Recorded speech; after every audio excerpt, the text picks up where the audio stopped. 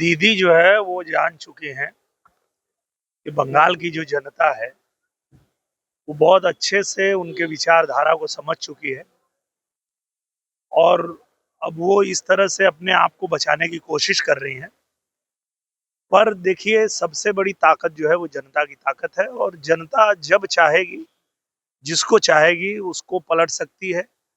और जनता बंगाल की जो है वो दीदी को पलटने जा रही है, यही डर है उनको, इसलिए वो इस तरह का बयान दे रही है। सर, कांग्रेस नेता ने हेमंता बिस्वा शर्मा की पत्नी को लेकर के बड़ा आरोप लगाया था। कहा था कि तीन तीन पासपोर्ट लेकर चलती है और तीनों इस्लामिक कंट्री का पासपोर्ट लेकर चलते हैं। इसके खिलाफ हेमंता बिस्वा शर्मा की पत्नी ने एफआईआर किया था और आज पवन खेड़ा के आवास पर दिल्ली पुलिस पहुंची सर और असम पुलिस। देखिए, आप किसी के ऊपर भी कुछ भी अगर अनलगल आरोप लगाएंगे, कुछ भी अनाप शनाप बकेंगे तो कार्रवाई तो होगी।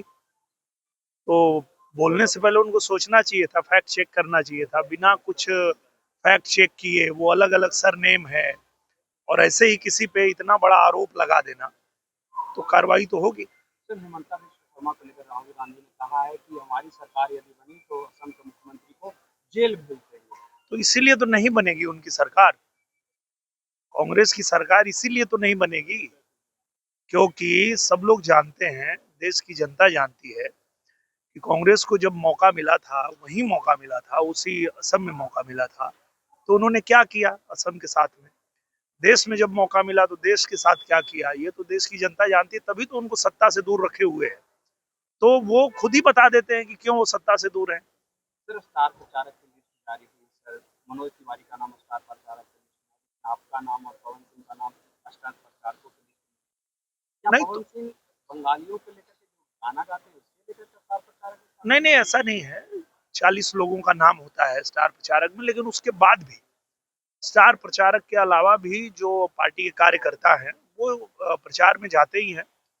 तो ऐसा नहीं है कि स्टार प्रचारक में नाम हो तभी कोई प्रचार करता है।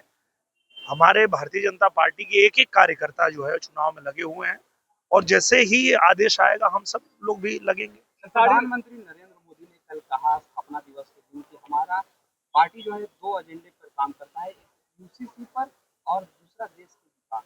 क्या कहेंगे? देखिए, देश प्रथम है, इसमें कोई दो राय नहीं है। और भारतीय जनता पार्टी के बारे में तो आप सब जानते हैं कि यहाँ व्यक्ति से ऊपर जो है पार्टी है और पार्टी से ऊपर देश है। देश सेवा का भाव जिनके मन में है वो लोग निस्वार्थ भाव से पार्टी की सेवा कर रहे हैं, देश की सेवा कर रहे हैं। तो ये तो सही ही कहा है उन्होंने। क्या खेसारी लाल यादव को ऑफर कर रहे हैं बीजेपी में शामिल होने के लिए? अब तो वो डिपेंड करता है पार्टी के ऊपर, वो हम लोगों का काम थोड़े है। वो तो जो शीर्ष नेतृत्व होता है वो डिसाइड करता है किसको चुनाव लड़ना है, किसको पार्टी में लाना है, किसको पार्टी से निकालना है। वो काम तो शीर्ष नेतृत्व का होता है। क्या आप चाहते हैं कि खेसारी लाल यादव बीजेपी ज्वाइन करें? मेरे चाहने से कुछ होगा नहीं। वैसे वो मेरे छोटे भाई हैं और अगर उन्हें कहीं भी मौका मिले तो खुशी की बात है। हम कभी भी उनके विरोध में नहीं है, हम कभी भी उनका विरोध नहीं किए।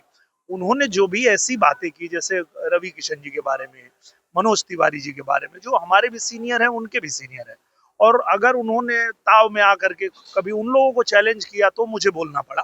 बाकी छोटे भाई हैं, उनसे कोई प्रॉब्लम थोड़े है हम लोग। गणेश कुमार के खिलाफ ऑफिस पर प्रस्ताव लाया था विपक्ष ने, उसको खारिज कर दिया। चुनाव आयोग के खिलाफ महाभियोग प्रस्ताव लाया गया। तो कुछ भी अनाप शनाप ये लोग अगर हरकत करेंगे तो खारिज हो ही जाएगा। ये बिना सोचे समझे कुछ भी करना शुरू कर देते हैं, क्योंकि देश की जनता का विश्वास जीतिए ना आप। उस पे काम ही नहीं करते ये लोग।